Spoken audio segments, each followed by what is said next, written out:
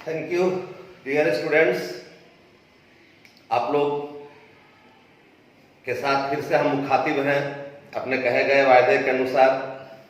Chemical kinetics यह जो chapter है इसको और आगे बढ़ाने के लिए अभी तक आप लोग पढ़ चुके हैं केमिकल काइनेटिक्स के कुछ इंट्रोडक्शन, रेट ऑफ रिएक्शन को रिप्रेजेंट करने का तरीका, रेट इक्वेशन को रिप्रेजेंट करने का तरीका, rate laws, governing affecting factors of the rate of reactions, Arrhenius equations, ऐसे बहुत सारी बातों का स्टडी आप लोग कर चुके हैं। और कल आप लोग को बता रहे थे molecularity and order of reaction और दोनों में डिफरेंसेस क्या है, इसको हम समझते हैं आप लोग अच्छी तरह से आत्मसात कर चुके होंगे।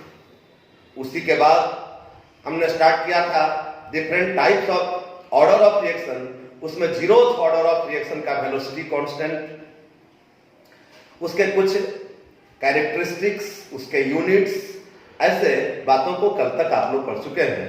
And now we have to start first order of reaction.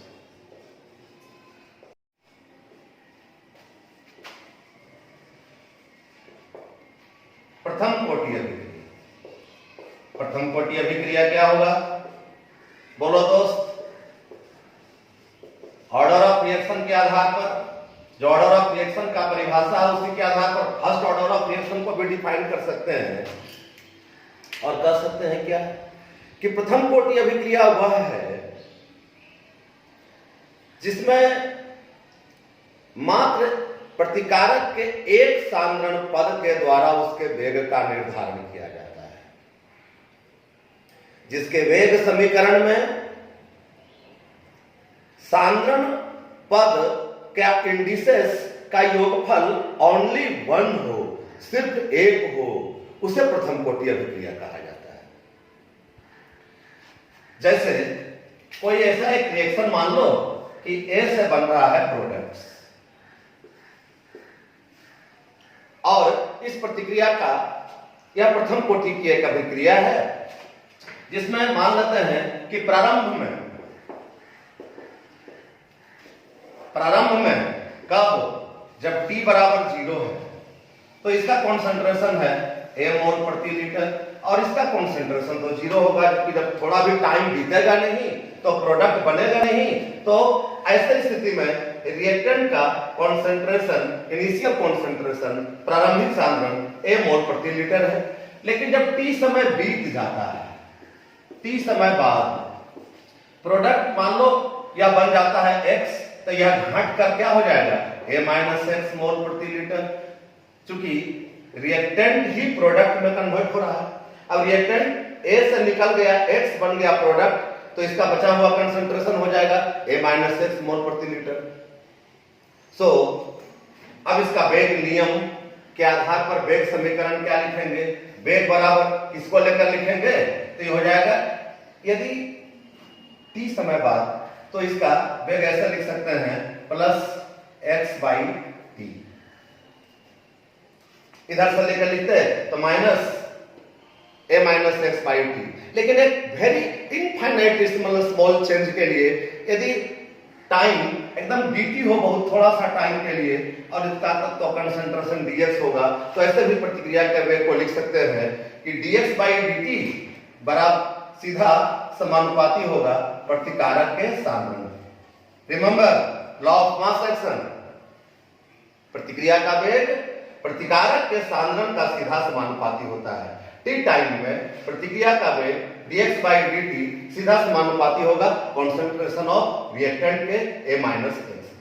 और इसको सिंप्लीफाई करके ऐसे लिख सकते हैं dx by dt proportionality constant यदि ले लो कोई k, तो लिख सकते हो k into concentration of A minus x. Here k is the proportionality constant, यहां पर k समानुपाती स्थिरांक है जिसे प्रथम कोटि अभिक्रिया का वेग स्थिरांक भी कहा जाता है। Here k is the proportionality constant which is also known as rate constant of first order reaction. Now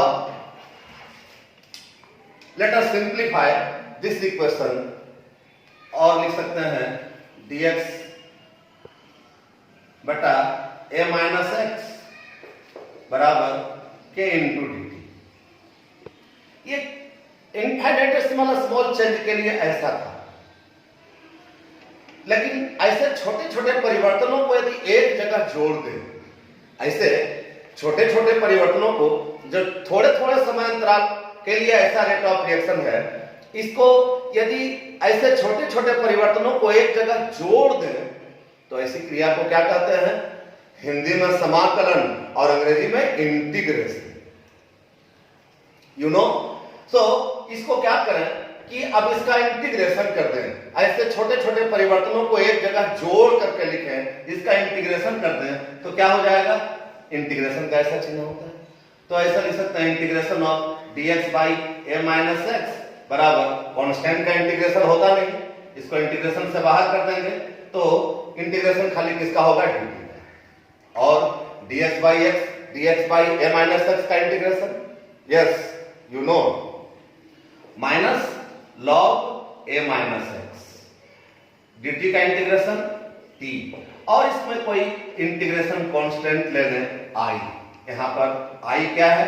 integration constant है, समाकलन स्थिरांक है। लेकिन अब यह जो इंटीग्रेशन कांस्टेंट है, जोड़ने में यदि कोई चीज छूट गया हो तो उसका मान निर्भर करेगा इस इंटीग्रेशन कांस्टेंट i पर, तो इसका भी मान क्या होगा? इसको भी हम लोग यदि निकाल लें तो complete expression of rate constant of A first order और ऑफ रिएक्शन को हम लोग निकाल सकते हैं। सो इस i का मान निकालने के लिए ऐसा हम लोग मान लें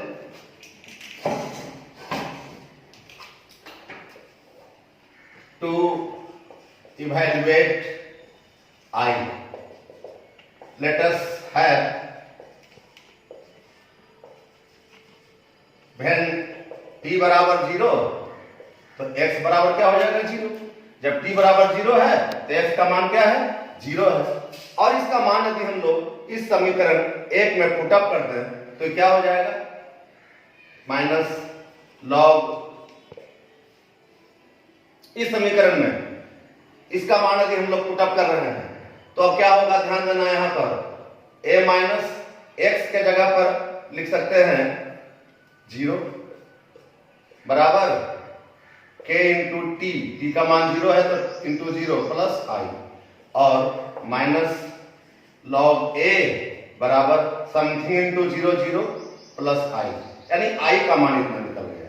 अब यह i इक्वेशन 2 में है, इस इक्वेशन 2 के वैल्यू को यहां से सब्स्टिट्यूट कर दें इक्वेशन 1 में, putting the value of i from equation 2 in equation 1 we have, क्या हो जाएगा? ध्यान देना, minus log a minus x बराबर के टी प्लस i का वैल्यू क्या है? निकाल चुके हैं इक्वेशन 2 से, माइनस लॉग a, और ये प्लस माइनस माइनस हो जाएगा, ऐसे के पर लिख लो, minus log a minus x बराबर के t plus minus minus log a। अब इसको इधर करो, माइनस इधर आके प्लस हो जाएगा, तो हो जाएगा log a minus log a minus x बराबर के टी, और log m minus log n बराबर लॉग m बाई n होता है, log m minus log n बराबर लॉग m बाई n, तो लिख सकते हैं लॉग a बटा a माइनस एक्स बराबर के टी। सो k बराबर क्या हो जाएगा? k बराबर इधर आके 1 by t into log a बटा a माइनस एक्स, ये रेट कांस्टेंट का एक्सप्रेशन हो गया। लेकिन अब इसी को थोड़ा और भी आगे बढ़ा करके हम लोग ऐसे लिख सकते हैं,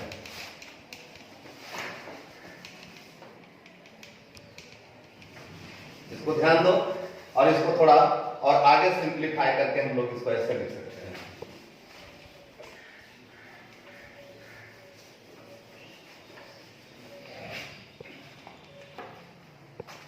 क्या, इसको फिर से यहां पर देख लो, k बराबर 1/t इंटू लॉग e का मतलब क्या होता है 2.303 इंटू 10 बेस लॉग a बटा a माइनस एक्स।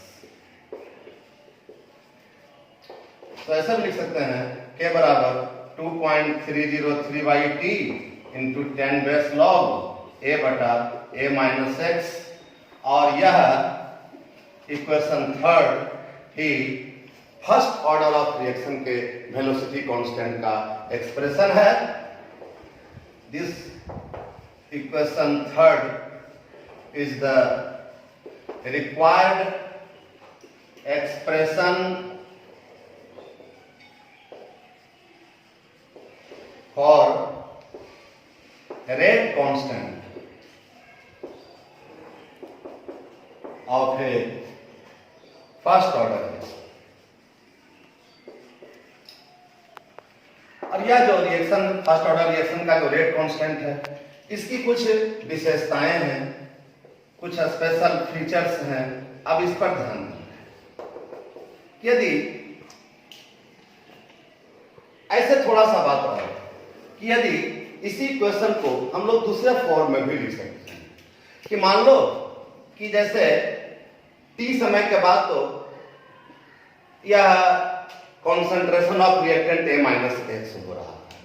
यदि ऐसा करें कि t1 टाइम के बाद इसका कॉन्सेंट्रेशन यदि a माइनस x1 हो जाए और फिर अगले t2 टाइम के बाद रिएक्टेंट का कॉन्सेंट्रेशन a माइनस x2 हो जाए, तो इस समीकरण को अलग अलग दो टाइम के लिए भी अलग अलग दो समय अंतरालों के लिए रेट कांस्टेंट का एक दूसरा टाइप का एक्सप्रेशन भी प्राप्त कर सकते हैं। कैसे?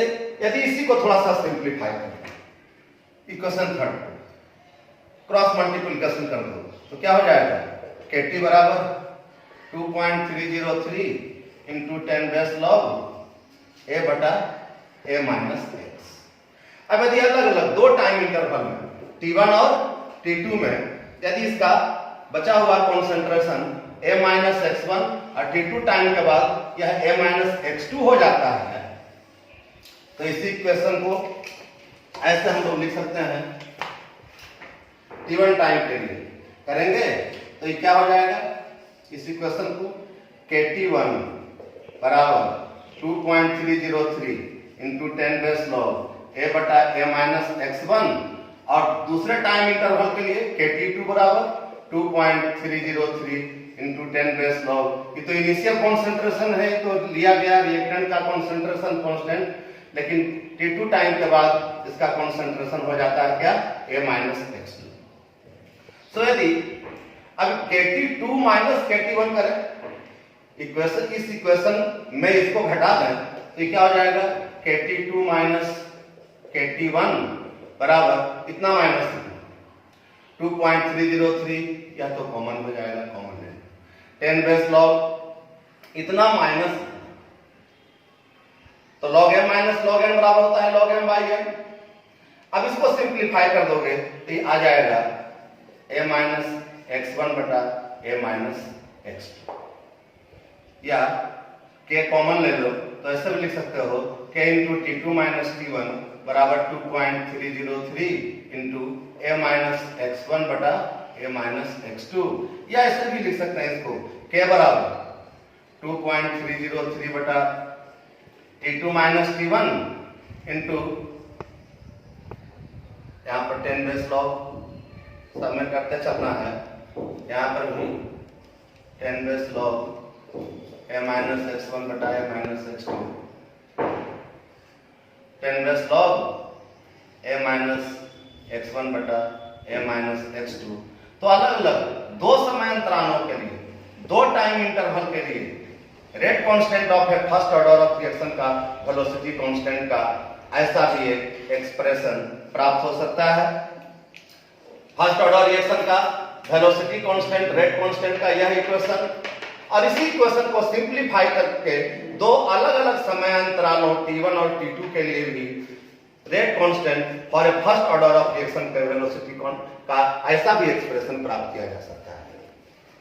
और इसकी कुछ विशेषताओं को जानना है, फर्स्ट ऑर्डर ऑफ रिएक्शन के रेट कांस्टेंट के स्पेशल फीचर्स को भी आपको समझना है, तो उस पर ध्यान दें। जैसे कि कोई भी खास एक प्रतिक्रिया के लिए जो रेट कांस्टेंट का वैल्यू होता है वो हमेशा कांस्टेंट होता है। इसकी कुछ विशेषताएं, प्रथम कोटि अभिक्रिया के वेग स्थिरांक की विशेषताएं। पहला तो चूंकि अभी हम लोग देखे कि for a first order of reaction the value of k is equal to 2.303 by t into 10 log a by a minus x होता है। यह किसी विशेष प्रतिक्रिया के लिए, प्रथम कोटि की अभिक्रिया के लिए k का मान हमेशा स्थिर होता है, इसमें कभी कोई परिवर्तन नहीं होता। दूसरा इसका स्पेशल फीचर, यदि प्रतिकारकों के सांद्रण को परिवर्तित भी कर दिया जाता है तो भी उसके वेलोसिटी कांस्टेंट, रेट कांस्टेंट के मान में कोई परिवर्तन नहीं होता। जैसे कि यदि इसके कंसंट्रेशन को m गुना बढ़ा दिया जाए तो यह भी बढ़ जाए, तो ऐसी स्थिति में क्या हो जाएगा, k बराबर 2.303 by t into 10 log m into a, अब आई इसमें भी m गुना हो जाएगा, a minus x, mm cut जाएगा तो भी क्या गया, k बराबर 2.303 by t into 10 log a by a minus x.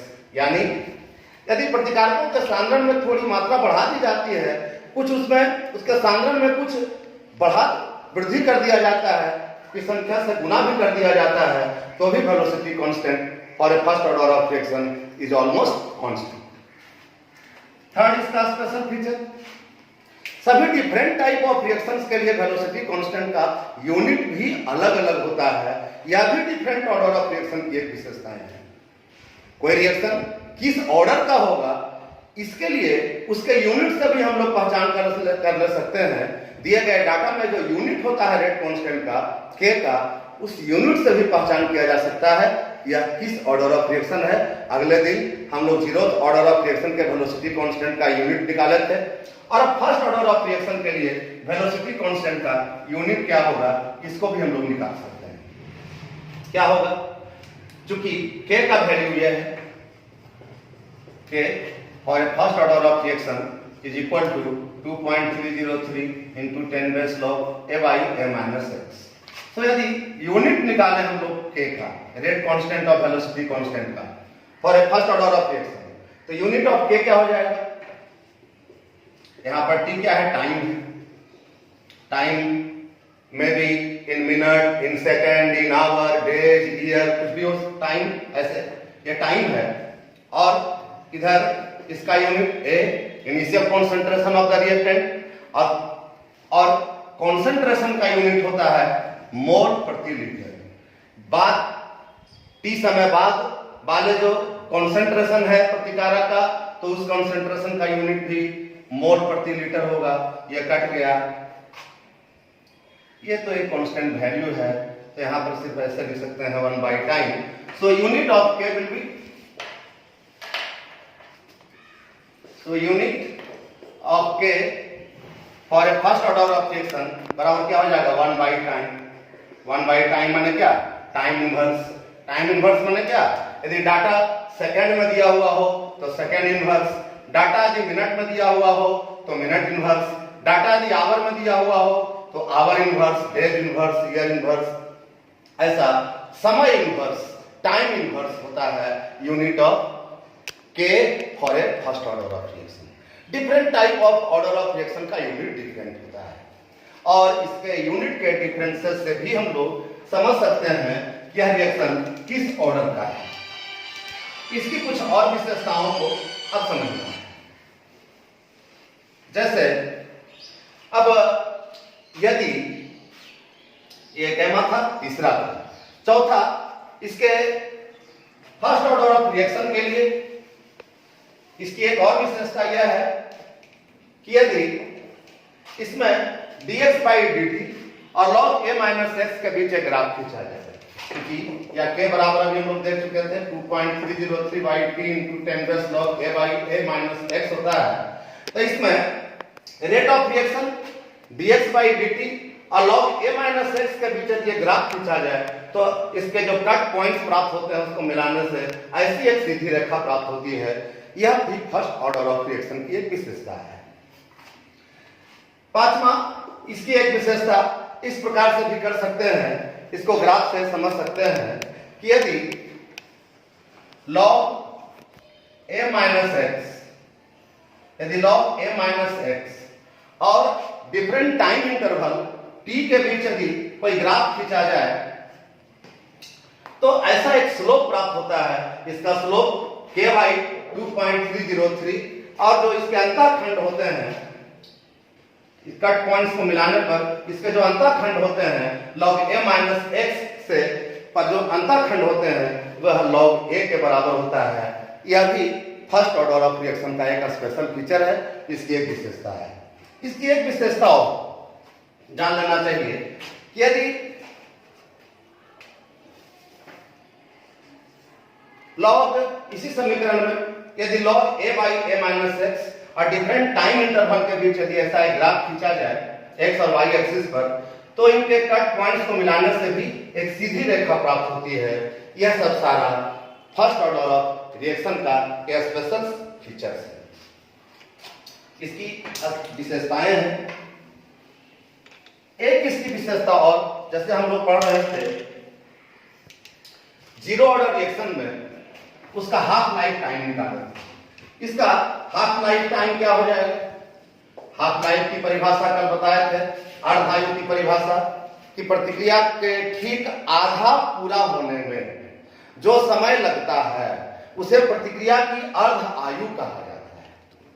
प्रतिक्रिया को ठीक आधा पूर्ण होने में जो टाइम टेकिंग होता है उसको प्रतिक्रिया की अर्ध आयु कहा जाता है। प्रथम कोटि अभिक्रिया के अर्ध आयु का व्यंजक कुछ अलग, जीरो ऑर्डर ऑफ रिएक्शन के अर्ध आयु का जो व्यंजक निकाले थे वो कुछ अलग था और ये फर्स्ट ऑर्डर ऑफ रिएक्शन के हाफ लाइफ टाइम का व्यंजक निकालोगे तो देखोगे वह कुछ अलग होता है। कैसे? As you know for a first order of reaction k बराबर 2.303 by t into 10 base log a by a minus x है। तो इसमें यदि आधा समय बीत जाए इस प्रतिक्रिया का मतलब t कितना हो जाए, यदि t हाफ हो जाए तो x क्या हो जाएगा? x इसमें जो प्रोडक्ट बना है रिएक्टेंट से ही निकलकर जो प्रोडक्ट बना है उसकी मात्रा, उसका कॉन्सेंट्रेशन क्या हो जाएगा? प्रतिकारक के सांद्रण का ठीक आधा हो जाएगा। तो यदि प्रतिकारक का इनिशियल कॉन्सेंट्रेशन a है तो t हाफ के बाद प्रतिफल कितना बनेगा? x का मान प्रतिकारक के सांद्रण का ठीक आधा हो जाएगा। यह हाफ लाइफ पीरियड के आधार पर ऐसा हम लोग सपोजिशन कर सकते हैं और इस वैल्यू को यदि सब्स्टिट्यूट कर दें इस इक्वेशन में जो फर्स्ट ऑर्डर ऑफ रिएक्शन के वेलोसिटी कांस्टेंट का इक्वेशन है तो हम लोगों को क्या प्राप्त हो जाएगा? तो यहीं से प्राप्त हो सकता है k बराबर 2.303 t के जगह पर ले रहे हैं t half into 10 base log a by a minus x। x क्या हो जाएगा? t हाफ के बाद x का वैल्यू हो जाएगा a बाई 2 और k बराबर 2.303 by t half into 10 base log a by a में से a बाई 2 को सब्सट्रैक्ट कर दें, घटा दें तो a में से आधा a घटेगा तो क्या बचेगा? आधा a बचेगा, a बाई 2 बचेगा और k बराबर 2.303 by t half into 10 base log 2 चला गया ऊपर, a कट गया, हो गया 10 बेस लॉग 2 और k बराबर 2.303 by t half into 10 base log 2 का वैल्यू 0.30103, 10 बेस लॉग 2 का वैल्यू 0.30103 और ऐसे कहें थे सब याद रख लो log 2 log 3 का वैल्यू ऐसे याद रखना चाहिए। ट्रिक बना के ऐसे ध्यान देना 3 दहें 30, 3 दहें 30 होता है। ऐसे ट्रिक बना के याद रख सकते हो इसी प्रकार log 3 का वैल्यू को याद रखने का एक ट्रिक बताए थे, याद होगा। एक याद रखना है, log 3 का वैल्यू होता है 0.4771, log 2 का वैल्यू 0.30103, log 1 का वैल्यू 0, log 10 का वैल्यू 1 और log 1 से log 10 का वैल्यू 0 से 1 के बीच में होता है। इन सब बातों को भी थोड़ा याद रखना चाहिए, जो केमिस्ट्री के साथ साथ फिजिक्स, मैथ वगैरह में के भी प्रॉब्लम को सॉल्व करने में आप लोग को काम देते रहेगा। तो और आगे इसको देखो, k बराबर 2.303 इंटू इतना को मल्टीप्लाई करोगे तो मल्टीप्लाई करके आ जाता है 0.693 by t half। So t half of a first order of reaction will be equal to 0.693 by k, 0.693 by k। इस एक्सप्रेशन से यह स्पष्ट होता है कि for a first order of reaction T half का वैल्यू हमेशा कांस्टेंट होता है, क्योंकि यह भी कांस्टेंट है और यह भी कांस्टेंट है। So for a first order of reaction half life period is almost constant. यह प्रतिकारकों के सांद्रण पर भी निर्भर नहीं करता है। जितना भी रेडियो सक्रिय विखंडन की प्रतिक्रियाएं हैं, सभी का हाफ लाइफ पीरियड का एक्सप्रेशन ऐसा ही होता है। वैसे रेडियो एक्टिव डिसइंटीग्रेशन के लिए के को रेडियो एक्टिव डीके कांस्टेंट कहते हैं फिजिक्स में, मॉडर्न फिजिक्स में। उसका भी एक्सप्रेशन यदि प्राप्त करोगे तो टी हाफ का वैल्यू यहां पर जो के आता है उसको रेडियो एक्टिव डीके कांस्टेंट कहते हैं। मतलब क्या कि जो फर्स्ट ऑर्डर ऑफ रिएक्शन है वो प्रथम कोटि की अभिक्रिया है वो रेडियो एक्टिव डिसइंटीग्रेशन के समान होता है। यानी सभी रेडियो सक्रिय विखंडन प्रतिक्रियाएं फर्स्ट ऑर्डर ऑफ रिएक्शन का उदाहरण है। इसको नोट कर लेना चाहिए, ऑब्जेक्टिव टाइप क्वेश्चंस के रूप में भी इसको पूछा जाता है। And this is all about first order of reaction, there are special features. इसके सभी विशेषताओं के बारे में अभी तक आप लोग पढ़े हैं और यह इस पर आधारित बहुत सारे न्यूमेरिकल्स भी आप लोग को बनाना है। आपके एग्जाम्पल्स में सब दिया हुआ है, उस सबको देखोगे। इसके बाद मात्र मुझे लगता है एक लेक्चर की और आवश्यकता होगी, तो इस चैप्टर का कंप्लीट थ्योरी फिनिश हो जाएगा, जिसको लेकर हम आपके बीच कल उपस्थित होंगे। और आपकी मंगल शुभकामनाओं के साथ आज हम आपसे फिर विदा लेते हैं। Thank you very much. घर पर रहो, खूब खाओ और घर पर बैठे बैठे ही खूब पढ़ते रहो बेटा, बट हमसे लगातार कनेक्टेड रहो YouTube चैनल पर।